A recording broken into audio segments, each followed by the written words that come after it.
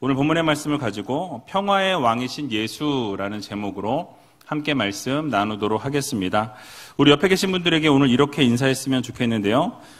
주님께서 막힌 담을 허셨습니다. 주님께서 막힌 담을 허셨습니다. 그렇습니다. 우리 주님께서 평화의 왕으로 오셔서 우리 주변에, 우리 관계 가운데 막혀있던 그 담을 완전히 헐어내셨다라는 이 사실을 여러분 마음 깊이 새기시고 날마다 화평하고 평화를 이루며 살아가는 모두가 피스메이커로 살아가시기 바랍니다. 특별히 또 오늘 이렇게 우리 유년부 친구들과 또 다음 세대 귀한 자녀들이 이 자리에 왔는데요. 우리 학생들 손 좀 한번 흔들어 볼까요? 몇 명 왔는지. 오늘 몇 명 안 보이네. 시험 때인가? 정혜원 집사님 손 흔들지 마시고. 나이가 너무 많습니다. 우리 이 학생들 위해서 약간 박수 한번 했으면 좋겠습니다. 잘 오셨습니다. 자, 날씨가 너무 많이 더운데요. 여러분 어떻게 지내고 계십니까? 코로나가 다시 기승을 부리려고 꿈틀꿈틀 거리고 있죠. 아직까지는 거리두기에 대한 이야기가 없는데 확진자가 계속 늘어나게 되면 아마 거리두기가 또 시작되지 않을까라는 우려가 되고 있습니다. 그런 일이 일어나지 않도록 여러분들이 기도해 주셨으면 좋겠고요. 이제 완전히 종식이 되어서 정말 이제 코로나의 이 C자만 나와도 화가 날라 그래요. 그래서 이 모든 이 바이러스가 완전히 퇴치되고 끝나서 종식될 수 있도록 여러분 기도해 주셔서 그냥 풍토병으로 정착되게, 그래서 그냥 어떤 감기의 일종 그 정도로만 완전히 정착되면 좋겠다라는 그런 바람을 가져봅니다. 이를 위해서 여러분 기도해 주시면 좋겠고요. 또 오늘부터 이제 유치부를 시작으로 우리 여름 성경학교가 시작되고 수련회가 시작되었는데요. 오늘 유치부에 가서 설교를 했는데 아이들이 너무 밝고 너무 이쁘더라고요. 그래서 이런 행사들이 시작되면서 우리 아이들이 이렇게 살아 움직이고 있다라는 것이 눈에 보여지니까 참 감사했습니다. 여러분들 이를 위해서 기도해 주시고 지금 아시는 것처럼 교육부가 문을 닫고 있는 데가 너무 많아요. 죽어가고 있습니다. 그래서 감사한 게 이 우이동 산 골짜기에 있는 교회가 교육부가 살아있다라는 것이 얼마나 감사한지 모르겠습니다. 그래서 우리 교육부 선생님들 위해서 기도해 주시고 날마다 격려해 주시면 감사하겠습니다. 오늘은 지난 시간에 이어서 에베소서 말씀을 같이 살펴보도록 하겠는데요. 오늘 본문 2장 14절 말씀을 같이 한번 읽어보도록 하겠습니다. 그는 우리의 화평이신지라 둘로 하나를 만드사 중간에 막힌 담을 허시고. 아멘.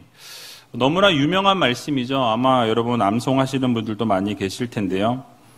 우리 예수님께서 이방인들과 하나님 사이를 가까워지게 할 수 있었던 것이 바로 예수님께서 화평으로 이 땅에 오셨기 때문이다라는 것이죠. 또 이방인과 하나님 사이뿐만 아니라 이방인과 유대인 사이도 하나를 만드셨다라는 사실이에요. 그래서 지난번에 살펴보았던 13절 말씀을 보면 이제는 전에 멀리 있던 너희가 그리스도 예수 안에서 그리스도의 피로 가까워졌느니라 라고 말씀하죠. 그리고 이 한글 성경에는 생략이 됐지만은 이 13절과 14절 말씀 사이에 이 가르라는 단어가 쓰였어요. 그 단어가 의미가 뭐냐면 왜냐하면이라는 단어예요. 그러니까 앞에 전에 멀리 있던 너희가 이제 예수의 피로 가까워졌느니라 라고 이야기하고 나서 왜냐하면이라고 이야기한 뒤에 그 뒤에 뭐라고 이야기합니까? 예수의 피로 가까워졌다라고. 이전에는 멀리 있었던 너희가 이제는 가까워졌다. 근데 그 이유가 무엇이냐면 바로 예수님께서 화평으로 오셨고 화평이시기 때문이다라고 말씀하고 있는 것이죠. 그러니까 주님께서 이 땅 가운데 오신 목적이 우리를 구원하기 위해서 또 화평케 하시려고 이 땅에 오신 평화의 주님이시다라는 것을 명확하게 밝히고 있는 본문입니다. 우리 예수님께서는 그 화평 자체이세요. 그러니까 예수님 자체가 화평이시라는 것이죠. 예수님이 가시는 곳마다 평화가 있었고 화평이 이루어지게 되었다라는 사실이. 이 세상에 평화를 허락해 주시기 위해 오셨습니다. 그래서 우리로 하여금 하나님과도 화평하게 하시려고, 그러니까 죄로 물들어서 하나님과 멀어지고 하나님과 단절되어 있던 우리를 하나님과 화평케 하시기 위해서 예수 그리스도께서 이 땅에 오셔서 우리와 하나님과 화평을 이루게 하셨다라는 말씀이 이해가 되시죠? 그래서 하나님과 우리가 화평케 하시기 위해서 이 땅 가운데 주님이 오셨고, 또 다른 사람들과도 화평케 하시기 위해서 예수님께서 이 땅 가운데 오셨다라는 거예요. 그러니까 서로가 서로 가운데 이렇게 서로 분쟁하고 다투는 그런 사람들조차도 서로가 하나 되게 하시고 화평하게 하시기 위해서 우리 주님이 이 땅에 오셨다라는 것을 말씀하고 있는 것입니다. 또 뿐만 아니라 우리 안에도 화평함을 주시고 평화를 주시기 위해서 오셨다라는 거죠. 예수 그리스도를 믿는 자들에게는 마음에 평안함이 있습니다. 왜요? 주님이 우리와 함께 하시기 때문에. 어떠한 고통과 고난과 시련이 있을지라도, 힘든 상황에 놓여 있을지라도 주님이 나를 붙들고 계시고 주님이 나와 함께 하시고 결국 이기게 하시고 승리케 하신다라는 것을 우리가 믿으면 어떻습니까? 마음 가운데 평안함이 있게 되고 화평이 우리 안에 스며들게 된다라는 것을 우리들에게 말씀해 주고 있는 것이죠. 자, 그러므로 우리가 평화를 얻고 화평을 누리기를 원한다면, 그러니까 여러분의 삶에 여러분 자신 안에 화평이 있길 원하고 주변에 있는 사람들과 화평하기 원하고 하나님과 여러분 사이에 화평하길 원한다면, 그럼 어떻게 하면 되겠습니까? 바로 오늘 설명드렸던 것처럼 예수 안에 거하시기 바랍니다. 그러니까 예수 안에 거하면 화평이신 주님이 화평이시기 때문에 내 안에 예수님이 거하시게 될 때 우리는 평화하고 화평한 하나님의 자녀들이 될 수 있다라는 말씀이에요. 그래서 예수 안에서만 우리가 참된 평화와 화평을 얻을 수 있고 그 화평과 평화를 누릴 수 있다라는 이 사실을 여러분들 모두 마음 깊이 새기시기 바랍니다. 자, 그래서 그 화평 자체이신 예수님께서 이 땅에 오셔서 그러면 무엇을 하셨는가? 오늘 본문의 14절 하반절을 보면 뭐라고 말씀하죠? 둘로 하나를 만드사 뭘 하셨어요? 중간에 막힌 담을 허시고 라고 말씀하죠. 그러니까 막혀있던 모든 담들을 화평이신 주님께서 오셔서 그 모든 담, 그 모든 막혀있던 것들을 다 허물어내셨다라고 이렇게 설명하고 있습니다. 그러니까 예수 안에서 이 이방인들과 유대인들, 여러분들 얼마나 많이 설교를 들을 때 들으셨어요. 이방인들과 이 유대인들은 어떻게 보면 물과 기름 같은 그런 관계라고 생각하시면 됩니다. 섞일래야 섞일 수 없는, 서로가 서로를 아주 시기하고 질투하고 미워하는, 서로가 막 씹어먹어도 현찬을, 그럴 관계라고 이야기해도 과언이 아닐 만큼 이 이방인과 유대인들 간의 관계가 좋지 않았다라는 사실이. 그런데 그들의 수평적인 관계, 화평을 이루시기 위해서 주님께서 이 땅 가운데 오셨다라고 말씀하고 있는 것이죠. 사실 예수님께서 허무셨던 벽이 눈에 보이는 벽과 보이지 않는 벽 두 가지가 있는데요. 먼저 눈에 보이는 벽은 이 성전의 벽을 이야기합니다. 그리고 눈에 보이지 않는 벽은 이방인과 유대인 사이에 보이지 않는 그런 보이지 않는 벽들을 이야기하고 있어요. 이것도 설명을 잠깐 드리면, 이 먼저 보이는 벽은 예루살렘 성전 안에 이 벽이 존재했는데요. 1.5m 정도로 된 벽인데 이 유대인들과 이방인들 사이에 이 벽이 있었습니다. 그래서 어떤 벽이냐면 이 예루살렘 성전 안에 이방인의 뜰을 넘어서 성전 안으로 들어가는 그 입구에 벽이 세워져 있었어요. 1.5m 이상의 벽이 있었는데요. 근데 그 예루살렘 성전 그 들어가는 그 유대인들과 성전 뜰 안에 벽에 써 있었던 경고 문구가 있었는데 뭐라고 써 있었냐면, 어떤 이방인도 이 담 안으로 들어오는 것을 금한다. 어기는 자는 뭐에 처할까요? 사형에 처한다라고 써 있습니다. 그러니까 이방인들이 그 성전 안에 들어오는 것을 금했다라는 거죠. 근데 그냥 금한 것뿐만 아니라 너희들이 만약에 이 성전 안으로 들어오게 되면 너희들은 곧 죽게 된다, 처형시키겠다라고 이렇게 써 있었다라는 것이죠. 그래서 바울이 예루살렘에서 이방인을 그 벽 안으로 들어오게 했다라는 오해를 사게 되어서 어떻게 됩니까? 많은 어려움을 당하고 고소를 당했던 것을 우리가 사도행전을 통해서 같이 살펴보았었습니다. 자, 그러나 예수님께서 자신의 죽음으로 그 성전에 있던 그 벽을 허물어 내셨죠. 죽으심과 동시에 어떻습니까? 지성소에 어떻게 해요? 휘장이 찢어졌다. 위에서부터 아래로 찢어졌다라고 성경은 말씀합니다. 그것이 상징하는 것이 무엇입니까? 그 벽이 허물어졌다라는 것을 말씀하고 있는 거예요. 이방인의 출입을 제한했던 그 벽이 이제는 무용지물이 되게 하셨다라는 것을 말씀하고 있는 것입니다. 자, 그런 의미에서 예수님께서는 유대인과 이방인들의 사이에서 막혀있던 그 담을, 실질적인 담을 허물어 내셨다라는 것을 우리가 생각해 볼 수 있는 것이죠. 다 또 보이지 않는 벽이 존재했는데 이 유대인들과 이방인 사이에는 가로막혀 있던 벽에 어떤 게 있었을까요? 혈통적으로 서로가 서로를 이렇게 막았다라는 거예요. 민족적으로 막혀 있었고요. 문화적으로 막혀 있었고 종교적인 측면에서도 막혀 있었습니다. 어쨌든 서로가 서로를 물과 기름같이 서로 벽을 세워놓고 서로가 서로 그 벽을 절대로 넘지 않는. 그래서 여러분도 어떻습니까? 유대인들이 사마리아 땅으로 이렇게 지나가면 빠른데 삥 돌아서 갔다라고 이야기들을 하죠. 그만큼 그 사람들과는 상종하지 않는, 개만도 못하다고 생각했던, 제가 자주 말씀드렸지만 불쏘시개로 그들은 태어났다라고 말할 만큼 그런 관계에 있었다라고 생각해 보시면 될 것 같습니다. 그런 벽들이 존재했다라는 거예요. 이런 장벽들이 유대인들이 가지고 있었던 율법을 보게 되면 많이 나타나게 되는데요. 어떤 음식법이나 할례 때문에 상당히 많이 부딪혔던 것을 우리가 보게 되죠. 얼마 전에 마가복음 볼 때도 손을 씻지 않고 음식을 먹은 것에 대해서 이야기를 드렸던 적이 있었죠. 이런 율법과 규정들 때문에 이 유대인들과 이방인들이 섞일 수 없는, 뛰어넘을 수 없는 벽들이 존재하고 있었다라는 것을 우리가 알 수 있는 것이죠. 그래서 이런 율법에 의해서 서로 상종할 수 없는 사람들로 서로 여기게 되었다라는 말씀이에요. 자, 그런데 이제 무엇입니까? 예수님이 십자가에 달려 죽으심으로 구속사역을 완성하심으로 어떻게 됩니까?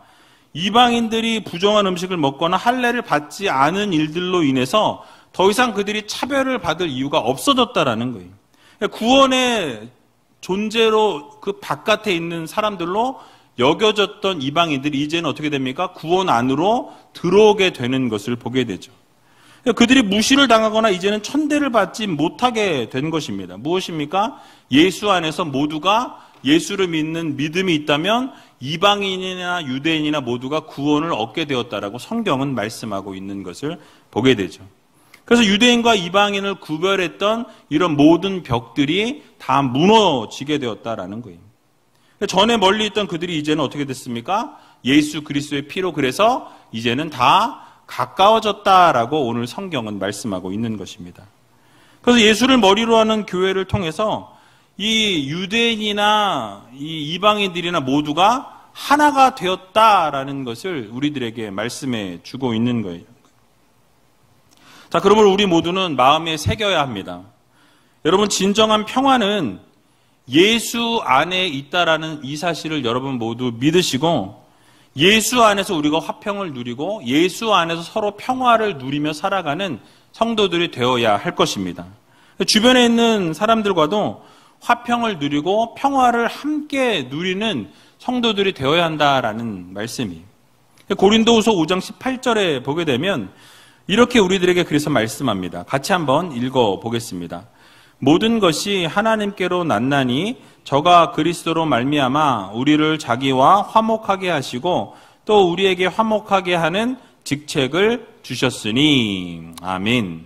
우리가 예수로 말미암아서 어떻게 해요? 주변에 있는 사람들과 화목하게 하셨다라고 말씀하죠. 그리고 우리들에게 어떤 직책을 주셨어요? 화목하게 하는 직책을 주셨다라고 말씀하죠. 결국 무엇입니까? 이 세상 살아가면서 주변에 많은 사람들과 화목한 삶을 살 것을 우리들에게 명령하시고 요구하셨다라는 사실이에요. 이 땅 가운데 그러면 우리는 어떻게 살아가야 합니까? 모든 자들과 더불어 화평하고 모든 자들과 더불어 화목한 삶을 살아가는 것이 바로 성도들의 삶이라는 것을 여러분들 모두 기억하시기 바랍니다. 그래서 여러분, 우리 옆에 계신 분들에게 좀 이렇게 인사했으면 좋겠는데요. 당신은 우리 우이제일교회 피스메이커입니다. 당신은 우이제일교회 피스메이커입니다. 여러분, 맞습니까? 분란을 일으키는 사람은 아니죠. 여러분, 한 분 한 분이 정말 피스메이커가 되셔서 어느 자리에 있든지 항상 평화를 누리고 함께 화평을 누릴 수 있는 성도들이 다 되시기 바랍니다. 예수님께서 가시는 곳마다 이 분열과 어떤 다툼이 사라지고 화해와 평화가 일어나게 되는 것을 보게 됩니다. 예수 그리스도의 복음이 전해지는 곳마다 유대인과 이방인들이 하나 되고 서로 원수되었던 그런 모든 벽들이 무너지고 사라지고 형제가 되었다라는 거예요. 여러분, 이것이 어떻게 가능할 수 있었습니까? 바로 골로새서 1장 20절에 보니까 이렇게 말씀하고 있습니다. 같이 한번 골로새서 말씀 읽어보겠습니다. 그의 십자가의 피로 화평을 이루사 만물 곧 땅에 있는 것들이나 하늘에 있는 것들을 그로 말미암아 자기와 화목해 되기를 기뻐하심이라. 아멘. 그러니까 주님께서 십자가의 피로 화평을 이루셔서 하늘에 있는 것이나 땅에 있는 것이나 모든 것들이 다 화평하도록 이끌어내셨다라고 말씀하고 있는 것을 볼 수 있습니다. 그래서 예수님께서 피로 모든 것을 하나 되게 하시고 화평케 하시고 모든 것이 화목할 수 있도록 이끌어내셨다라는 것을 말씀하고 있는 것이죠. 여러분, 그렇습니다. 인류의 참된 평화는 다른 곳에서 찾을 수 없습니다. 어디서 찾을 수 있죠? 우리 예수 그리스도 안에 평화가 있고 화평이 있다라는 이 사실을 여러분 모두 믿으시고, 분쟁이 있거나 어떤 다툼이 있거나 어려움들이 있을 때에는 우리가 예수 안에서 그 모든 것들을 행하고 예수 안에서 화평하고 평화하기로 결단할 때에 그 모든 문제가 해결되어지고 평화를 이루게 된다라는 이 사실을 여러분 모두 믿으시고, 날마다 여러분 주변에 있는 분들과 늘 화평하고 화목을 이루며 살아갈 수 있는 저와 여러분들이 다 되시길 주님의 이름으로 간절히 축원드립니다. 자, 이어서 본문 15절 말씀을 보니까 이렇게 말씀하죠. 15절 말씀 같이 한번 읽어보겠습니다. 원수된 것 곧 그 의문에 속한 계명의 율법을 자기 육체로 폐하셨으니 이는 이 둘로 자기의 안에서 한 새 사람을 지어 화평하게 하시고. 아멘. 자, 여기서 먼저 원수된 것이라는 것은 이 의문에 속한 계명의 율법이라고 말씀합니다. 한마디로 말하면 율법을 이야기해요. 이 율법 때문에 서로 원수가 되었다라고 이렇게 지금 바울이 설명하고 있는 것이죠. 여러분, 사실 율법은요, 나쁜 것이 아니에요. 율법은 하나님께서 이스라엘 백성들에게 사랑의 법으로 주신 것이 율법이었습니다. 사랑하셔서 허락해 주신 법이었다라는 것이죠. 그 율법을 통해서 하나님 앞에서 이스라엘 백성들이 거룩한 삶을 살아갈 수 있도록 어떻게 보면 이 울타리를 쳐주신 거예요. 이것을 넘어가게 되면 문제가 생기게 되고, 이 율법을 넘어가게 되면 반드시 어려움이 생기게 되니 그 율법을 지킴으로 어떻게 합니까? 죄에 빠지지 않도록, 하나님과 멀어지지 않도록 사랑의 법으로 주신 율법이었어요. 자, 그런데 시간이 지나면서 어떻게 되어집니까? 이 율법이 원수된 것이 되었다라는 거죠. 왜냐하면 그 율법이 죄 아래에 있던 인간들이 정죄하게 되고 그 율법으로 그 잣대를 들이대면서 사람들을 더 그 율법의 심판 아래 가두었기 때문에 그렇습니다. 그래서 율법이 유대인과 이방인을 갈라놓는 막힌 담의 역할을 했다라는 거예요. 서로가 서로를 정죄하는 잣대로 그 율법으로 기준을 삼았다라는 사실이에요. 자, 여러분, 왜 하나님께서 허락해 주셨던 율법으로 인해서 원수가 되었을까요? 이 율법 자체에 문제가 있습니까? 불완전함 때문이었습니까? 아니면 무엇인가 하나님이 주신 그 율법이 부족했기 때문이었습니까? 그것이 아니라는 거예요. 바로 인간의 죄된 본성 때문이었다라는 사실이에요. 죄 때문이라는 거죠. 하나님의 말씀에 불순종하고 타락한 인간이 이제는 죄에 빠지게 되었기 때문에 하나님이 주신 그 율법을 지키지 못했다라는 거죠. 그래서 여러분, 죄에 빠지게 된 그 인간들이 깨끗게 될 수 있는 유일한 방법은 그래서 율법이 아니라 무엇입니까? 예수 그리스도의 보혈이라는 거예요. 오직 주님만이 그 모든 것을 깨끗게 할 수 있게 되었다라는 것이죠. 그래서 주님께서 십자가에 달려 죽으시고 그래서 물과 피를 다 쏟으심으로 말미암아서 우리와 모든 것을 화목해 하셨다라는 사실입니다. 그래서 여러분, 이 사실을 꼭 기억하셔서 주님이 희생하지 않으시면 화목해 할 수 있는 방법이 없었어요. 주님께서 십자가에 달려 죽으시지 않으셨으면 우리가 하나님과 화목될 수 없었고 하나님으로부터 구원을 얻을 수 없었기 때문에 주님께서 죽으셔야만 했다라는 사실이죠. 그 결국 예수님께서 구속사역을 이루심을 통해서 이 유대인과 이방인들이 어떻게 되어집니까? 그리스도 안에서 하나 되고 화평을 이루게 되었다라고 오늘 성경은 말씀합니다. 여러분, 교회도 마찬가지예요. 교회 안에서도 동일합니다. 전혀 다른 이방인들과 유대인들이 예수 그리스도 안에서 하나의 공동체를 이룬 것처럼 여러분, 우리도 하나된 공동체를 이루어 나가야 한다라는 거죠. 여러분, 그 당시에 유대인들과 이방인 사이가 어떠했습니까? 계속해서 설명드렸던 것처럼 서로 상대하지 않았다라는 거예요. 개 되지만도 못한 사람들로 여겼다라는 것이죠. 그런데 이들을 예수님께서 어떻게 하셨습니까? 15절 하반절에 보니까 이 둘이 예수 그리스도 안에서 한 세 사람이 되게 하셨다라고 말씀하죠. 자, 여기서 한이라는 이 단어가 하나를 말씀합니다. 그래서 결국 이 둘이 하나가 되게 하셨다라는 말씀이에요. 그래서 서로 맞지 않고 상대조차 하지 않고 보기만 하면 으르렁댔던 그런 둘의 관계가 어떻게 됩니까? 예수 그리스도의 보혈 안에서 어떻게 돼요? 하나가 되게 하셨다. 그리고 하나가 되었을 뿐만 아니라 세 사람이 되게 하셨다라고 말씀하고 있는 것을 보게 되죠. 그러니까 새로운 창조물로 예수 안에서 다시 태어나게 하셨다라는 것을 우리들에게 교훈해 주고 있는 것입니다. 여러분, 바로 이러한 모습이 진정한 교회의 모습이라는 것을 우리가 기억해야 합니다. 혹시 우리 안에 서로 상정하지 않고 말을 섞지 않고 나는 선민이라고 생각하는 유대인들처럼 또 이방인은 지옥의 불쏘시개로 태어났다라고 생각했던 것처럼 그런 혹시 관계 가운데 있는 분들은 안 계시죠. 우리 우이제일교회 가운데는 안 계실 거라고 저는 생각합니다. 그런데 그런 분들이 혹시라도 계시다라고 한다면 그러나 예수 그리스도의 그 구속사역으로 말미암아서 이제는 그런 모든 관계를 다 허물어 내셨다라는 것을 우리는 반드시 기억해야 합니다. 그래서 다양한 직업과 다양한 성격과 다양한 어떤 지역과 출신과 취미와 생각이 다른 사람이 모였을지라도 어떻습니까? 예수 안에서 하나 되게 하셨다라는 것을 우리는 반드시 마음 깊이 새겨야 한다라는 거예요. 여럿이 아니라 하나라는 것이죠. 예수 안에서 전혀 다른 하나의 피조물, 하나의 창조물로 하나님께서 만드셨다라고 오늘 성경은 말씀하고 있는 것입니다. 그것이 바로 교회라는 것이죠. 그래서 교회는요, 단순한 종교 집단이 아닙니다. 그래서 행복하고 기쁨과 슬픔이 함께 이루어지는 한 몸 공동체라는 거예요. 모두가 하나라는 것이죠.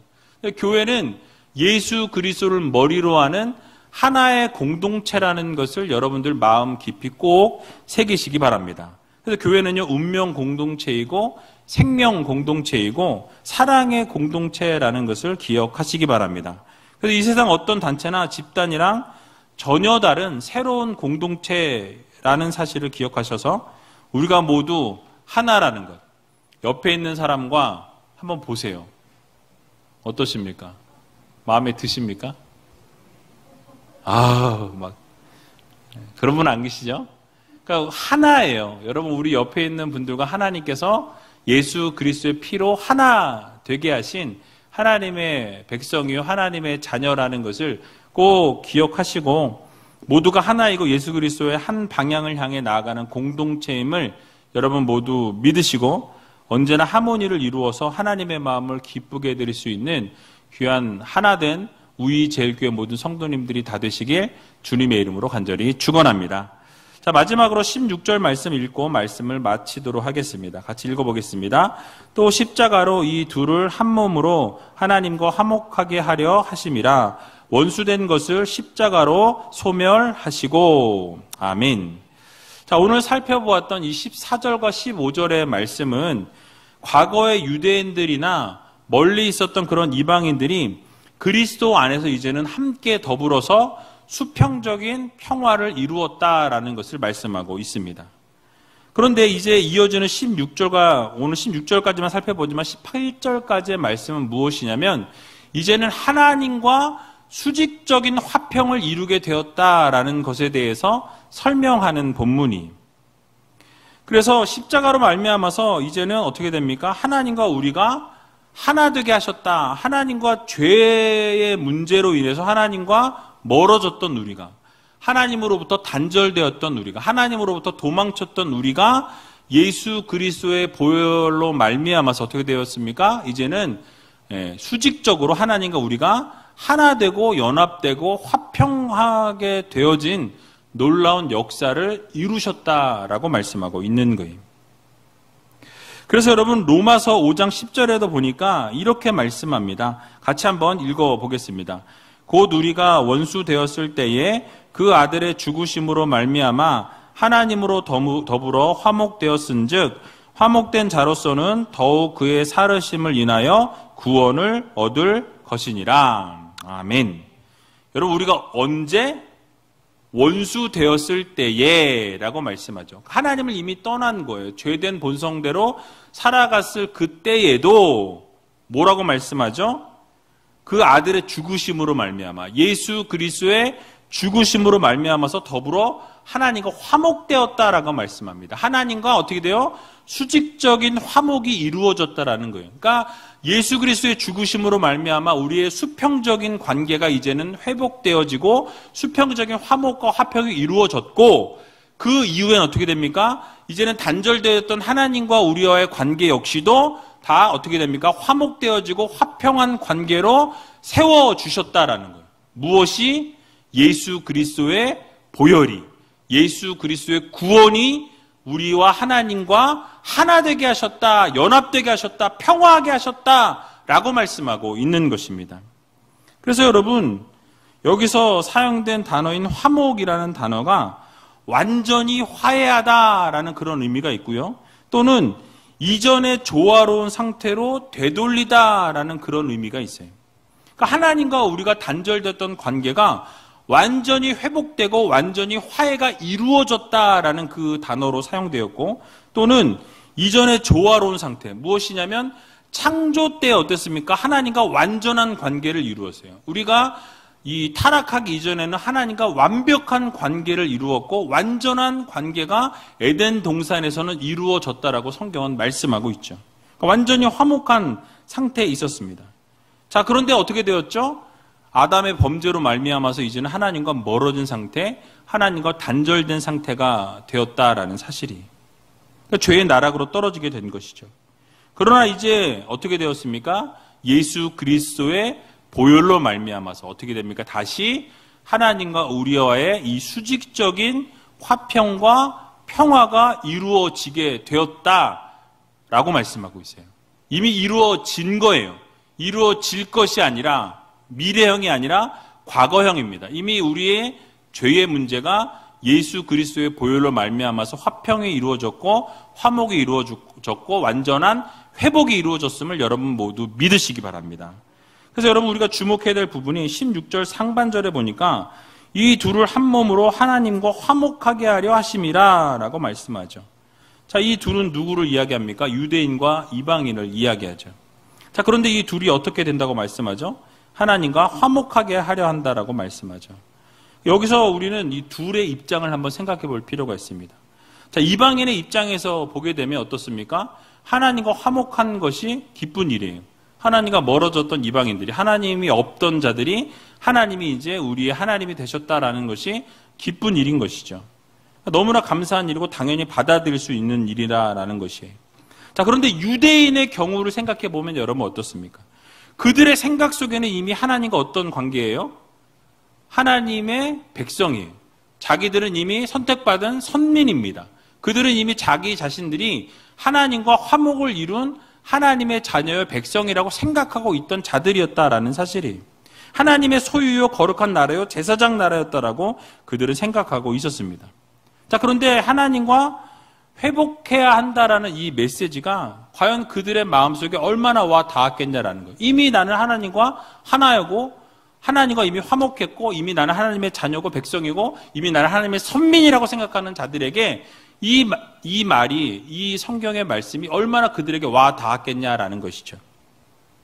아마 유대인들은 자신들에게 있어서 이미 하나님과 화목에 대한 이야기는 이미 화목되었다라고 생각했을 것입니다.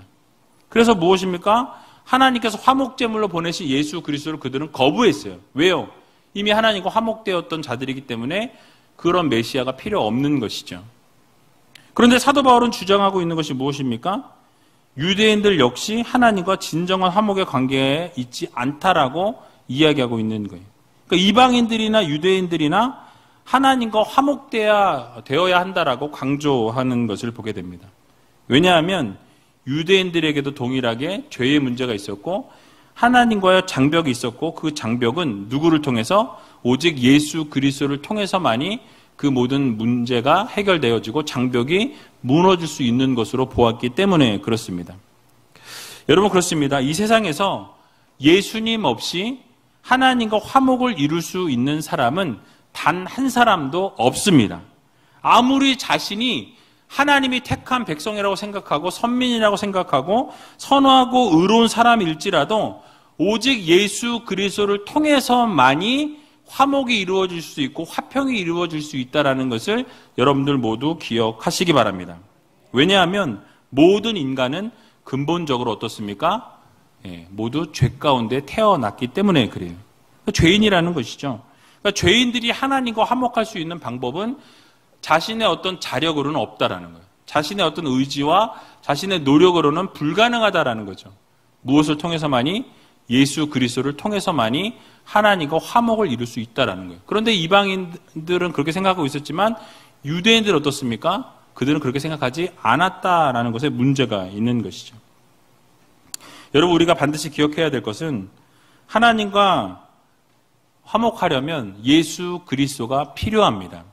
예수 그리스도 없이는 하나님께 나아갈 수 있는 방법이 없다라는 이 사실을 여러분 오늘 이 밤에 마음 깊이 새기시고 어떠한 상황과 환경 가운데 있을지라도 예수 그리스도를 내 마음 중심에 모시고 예수 그리스도와 함께 하나님 앞에 나아갈 수 있는 믿음의 성도님들이 다 되시기 바랍니다. 그래서 오직 예수 그리스도를 믿고 주님의 보혈만을 의지할 때 결국 우리가 구원을 얻을 수 있고 하나님과 화평을 이룰 수 있다는 이 사실을 여러분 모두 믿으시고 예수님을 신실하게 믿고 주님만 바라보며 살아갈 수 있는 귀한 우리제일교회 모든 성도님들이 다 되시기에 주님의 이름으로 간절히 축원드립니다.